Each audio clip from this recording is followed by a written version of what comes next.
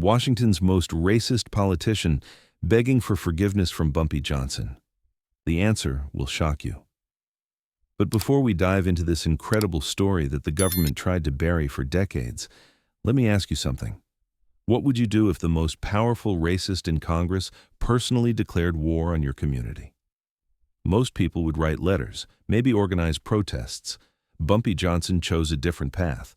Washington, D.C., November 15, 1951. Congressman Richard "Iron Dick" Morrison sat in his mahogany-paneled office reviewing the speech that would end Bumpy Johnson's empire forever. Morrison, 58, was the chairman of the House Urban Affairs Committee, and he'd just drafted the most devastating piece of anti-Harlem legislation in American history. The Morrison Act would cut all federal funding to any neighborhood with excessive criminal activity. Translation: starve Harlem into submission. Morrison had spent 3 years crafting this plan. 3 years studying every legal loophole, every constitutional argument, every way to legally suffocate the community that Bumpy Johnson called home. And in 48 hours, he'd present it to Congress. Morrison thought he was untouchable, a third-generation politician from Virginia's oldest family, protected by Senate allies, backed by unlimited corporate money, shielded by institutional power. He was wrong, because 800 miles north in Harlem, Bumpy Johnson was reading the exact same document Morrison thought was secret, word for word, line for line, including the private notes Morrison had written in the margins. How did Bumpy get classified congressional documents? That's not the shocking part of this story. The shocking part is what he did next. Bumpy didn't call lawyers, didn't organize protests, didn't contact civil rights leaders. Instead, he opened his phone book and made exactly 7 phone calls. Each conversation lasted less than 3 minutes. Each person he called had never heard of the Morrison Act. But within 36 hours, Congressman Morrison's entire world was collapsing. Phone call number 1, 2:47 p.m., November 15th. Mr. Henderson, this is someone who knows about your arrangement with Congressman Morrison, the defense contracts, the no-bid deals, the money flowing through your construction company that never actually builds anything.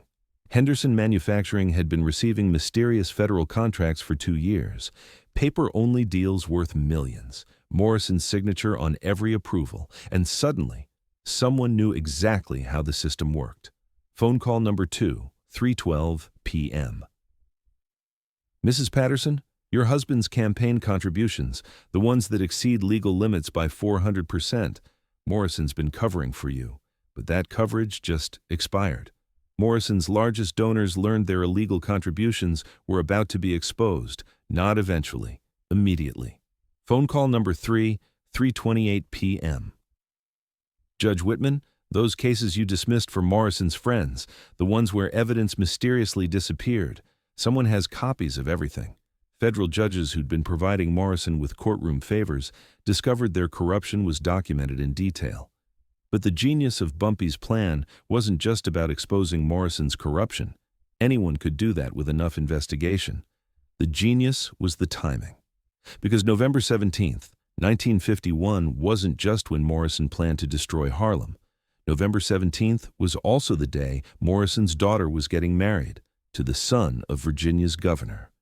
In the most publicized political wedding of the decade, every major newspaper would be covering the event, every photographer in Washington would be present, and Morrison's entire political legacy would be on display as he walked his daughter down the aisle.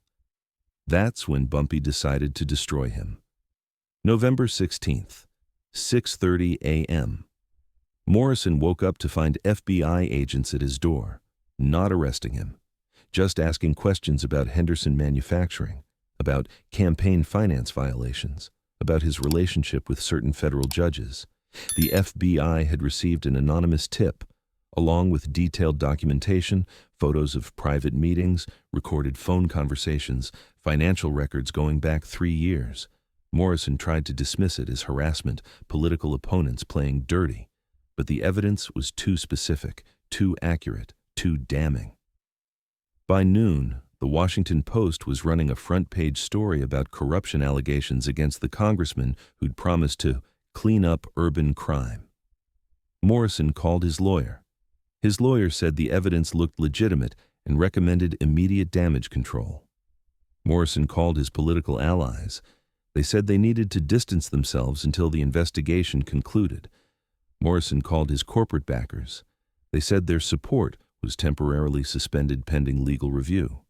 In 6 hours, Morrison's entire support system had evaporated. But Bumpy wasn't finished. November 17th, 10 a.m. Morrison's daughter's wedding was scheduled for 2 p.m. At 10 a.m., Morrison received a phone call that changed everything.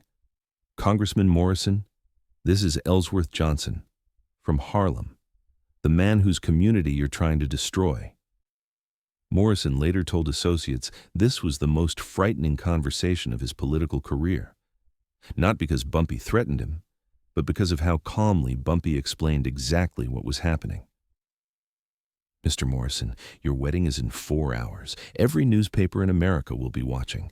Every photographer will be taking pictures. And in approximately 30 minutes, every guest at your daughter's wedding will receive a detailed package documenting your corruption over the past 3 years. Morrison said this was impossible. The wedding was private. The guest list was secret. Bumpy's response was simple. "Nothing is secret if you know who to ask, Mr. Morrison. Your daughter's guests will receive copies of your illegal business deals. Your wife's bridge club will see evidence of your campaign finance violations. Your son-in-law's family will read about your arrangement with federal judges. And every reporter covering this beautiful family celebration will have a very different story to write." Morrison begged Bumpy to reconsider, said he'd withdraw the legislation, said he'd never target Harlem again.